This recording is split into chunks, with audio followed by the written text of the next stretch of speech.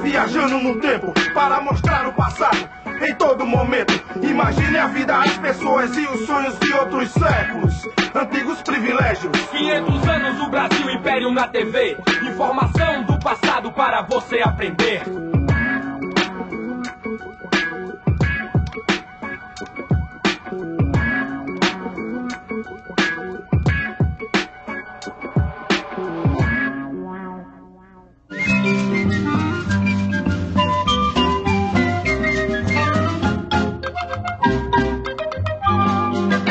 O período que vai do final do século XVIII até o início do século XIX tem um grande significado para a história do Ocidente. Naquela época, as monarquias, que pareciam eternas, começaram a desmoronar. Nascia o mundo contemporâneo. A Europa ingressa no século XIX com uma nova forma de pensar e num clima de guerra. Napoleão Bonaparte, imperador da França, desafiava o poder dos reis absolutistas. Em 1806, já era senhor da Europa Ocidental. Mas e em Portugal? Como está a situação aí, Joaquim Vaz? Muito difícil. A França ameaça invadir o país se o príncipe Dom João não declarar guerra à Inglaterra. No entanto, há muito tempo que Portugal depende economicamente dos ingleses. Creio que não há outra saída, senhores. Ou a coroa portuguesa sucumbe diante do exército francês, ou retira-se provisoriamente para o Brasil. Mas Dom João precisa da garantia de proteção da esquadra inglesa durante toda a viagem. Of course. E em troca vamos tirar muitas vantagens, é claro.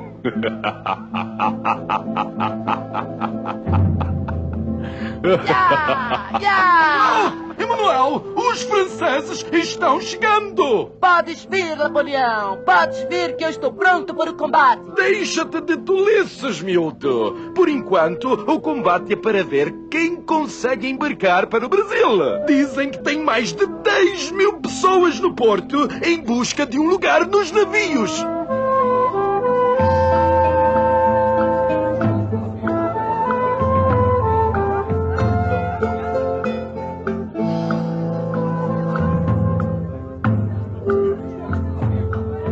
Pai, e o que vai ser de nós sem o príncipe? Serviçais, como sempre fomos, ó. Coloca este baú no navio e volta para pegar o restante das coisas. Sim, senhor. Depois do embarque tumultuado, a esquadra partiu do porto de Lisboa sob o olhar perplexo da multidão que se sentia indefesa e abandonada. Em março de 1808, as embarcações portuguesas entram na Baía de Guanabara. O desembarque da corte é um dos maiores acontecimentos da história do Rio de Janeiro. A população, em peso, compareceu ao porto para ver de perto o primeiro monarca pisar nas terras do novo continente.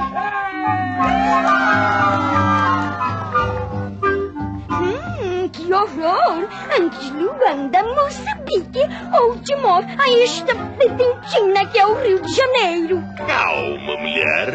Aos poucos vou realizar melhoramentos aqui. Logo esta cidade será digna da realeza. Meu Deus! Quem é aquele homem tão feio com aquela mulher horrorosa? Não digas isto do nosso príncipe. Aquele é o príncipe? É, sim. E aquela é Dona Carlota Joaquina, a esposa do príncipe. E você conhece a família real? Eu sou português e faço parte da... Quer dizer, fazia parte da comitiva. Eu estava no porto com meu pai, embarcando os baús do nosso patrão. E adormeci no navio. Quando acordei, estava sozinho em alto mar, sem meu pai, sem meu amo, que não conseguiu embarcar.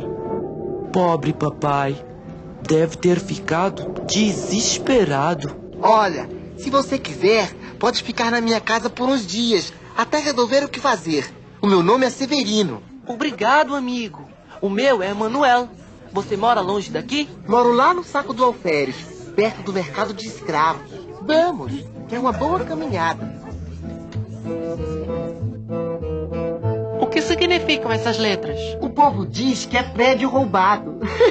Na verdade, PR quer dizer príncipe regente. E por que essas casas estão marcadas? Porque foram requisitadas para alojar membros da corte. Mais de 2.000 que vão ser desocupadas e seus proprietários mandados para a rua.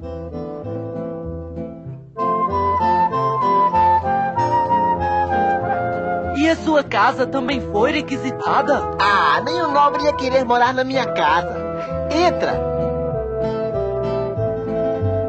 Benção, pai. Deus te abençoe, filho. Este aqui é o Emanuel. Como vai, Emanuel? Pai, ele veio de Portugal por acaso e não tem onde morar. Às vezes o acaso pode trazer grandes oportunidades, Emanuel. Se você tiver jeito e quiser ser meu aprendiz, em pouco tempo consegue o dinheiro para voltar a Portugal. É. Essa cidade agora vai começar a crescer. O Alvará de 1º de abril é uma lei que permite o desenvolvimento de qualquer atividade industrial no Brasil. Outra boa notícia é que o príncipe já deu o aval para a criação do Banco do Brasil, o que será para nós ótimo. O problema é que com a abertura dos portos fica difícil concorrer com os produtos ingleses que são mais baratos e melhor qualidade. Não se enganem, meus senhores. O interesse dos ingleses é manter uma posição cada vez mais privilegiada no Brasil. A Inglaterra foi a maior beneficiária da abertura dos portos brasileiros às nações amigas. Até mesmo porque, naquele momento, era o único país europeu em condições de enviar embarcações ao Brasil. Outras medidas adotadas por Dom João vieram beneficiar ainda mais a posição econômica dos ingleses. E por estarem justos e acordados, as coroas de Portugal e Inglaterra assinam os tratados de aliança e amizade e de comércio e navegação, através dos quais reafirmam os laços de cooperação e fraternidade que sempre existiram entre as duas nações. Fraternidade? Eles querem mesmo é tomar conta de vez do comércio no Brasil. Como se não bastasse a quebra do nosso monopólio no comércio com o Brasil, Dom João nos impõe mais um duro golpe. É um absurdo! Os portugueses pagando mais caro que os ingleses para comercializar com sua própria colônia. Essas novas taxas do Tratado de Comércio e da Navegação praticamente acabam com a nossa margem de lucro. Portugal fica cada vez mais em situação inferior. Se Portugal sofre um crescente abatimento econômico e moral, no Brasil acontece exatamente o contrário. Além do crescimento do comércio, a presença da corte alterou o estilo de vida do país.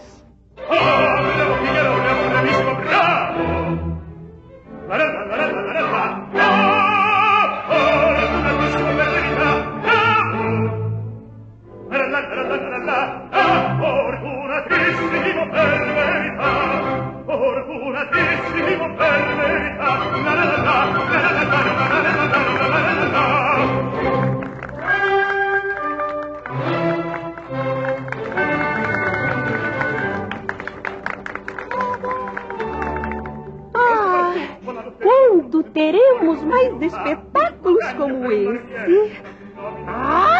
Nesta cidade não tem nada para se fazer. Calma, mulher. Amanhã mesmo vamos à recepção oferecida pelo Visconde de Vila Nova à princesa Carlota Joaquina e suas filhas. Maravilhoso! Adoro festas, saraus, espetáculos. Já sei. Mais dinheiro para modistas e cabeleireiros franceses. Você não vai querer que eu apareça na corte feito uma mendiga. Vai! Rio de Janeiro, março de 1814. Senhor meu pai, vossa bênção. Por aqui as coisas vão muito bem. Continuo trabalhando com o Sr. Januário e os negócios caminham bem. Após 7 anos da minha chegada, fico abismado com as mudanças ocorridas na cidade. As ruas foram ampliadas e calçadas e o comércio está repleto de lojas. Mas os velhos costumes permanecem. Os festejos de rua ainda são o maior divertimento popular. Emanuel, hora de fechar a loja. Hoje tem espetáculo no Teatro do Largo do Rosário. princesa, estás gostando do baile? Não fossem esses mosquitos horríveis! O que tens aí, negra? Bolinho de mandioca com frutas. Eu nunca vou me acostumar com o cardápio pobre deste povo.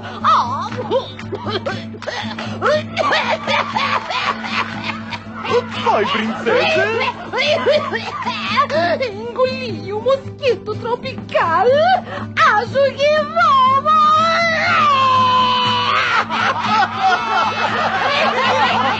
Falar da princesa em praça pública! Isso da cadeia! Se os homens da intendência aparecerem aqui...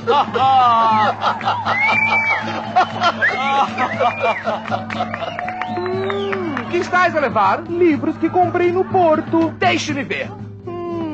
Nessa corte não se pode divulgar ideias contrárias à religião, à moral e aos bons costumes. Mas são livros de Rousseau, Voltaire. Pior ainda, essas ideias francesas de liberdade confundem o povo e perturbam a paz. Estás preso. Eu? E tens de pagar pena de 200 mil réis. Mas eu não fiz nada. Sai. Do Rio saem muitas novidades para as demais províncias. A presença estrangeira dá o clima cosmopolita à cidade, que mesmo assim conserva marcas profundas dos tempos da colônia. 100 mil réis. Quem dá mais é vendido para o senhor. A Baía de Guanabara é o maior terminal negreiro da América e os escravos representam mais de 35% da população do Rio. Ao contrário do que já ocorre em outros países, a corte portuguesa teima em considerar a escravidão como indispensável à prosperidade de suas colônias. Com a saída das tropas de Napoleão, a situação do Império era bem diversa nos dois lados do Atlântico. De um lado, Portugal, enfraquecido, sem rei, sem sua antiga posição. Do outro, o Brasil, sede da corte e com um vigoroso movimento de comércio. Conservar a unidade do Império nessa condição era uma tarefa bem mais difícil do que imaginava a elite brasileira. Nós, ingleses, preferimos que Vossa Alteza volte para a Europa. Majestade, é preferível ter um grande poder na América do que sujeitar-se totalmente à Inglaterra lá na Europa. Eu detesto tomar decisões importantes, mas está decretada a elevação do Brasil a Reino Unido de Portugal e Algarves. Severino, ouça essa notícia. Estourou uma revolta em Pernambuco e o governador da província fugiu para o Rio. E o que pretendem os revoltosos? Criar uma república junto com as outras províncias que aderiram ao movimento. A revolta de Pernambuco no Brasil e uma conspiração liberal sufocada em Lisboa deram início a uma série de acontecimentos que iriam aumentar as tensões no Império Português. A aclamação de Dom João VI como monarca do Reino Unido reforçou o peso político do Brasil no Império Português, o que irritou ainda mais os súditos na Europa. Lisbonenses! Não temais as iras deste papão, pois não passa de um burro com pele de leão! Viva a Constituição! Viva! Viva a religião! Viva! Viva o rei! Viva! Viva! A Revolução Constitucionalista da cidade do Porto logo se espalhou por todo o país. O movimento propõe o fim do antigo regime e a elaboração de uma Constituição. Esse acontecimento teve grande repercussão no Brasil, de onde fala Tainá Funiô. No Pará e na Bahia já surgiram as primeiras manifestações de apoio ao movimento do Porto.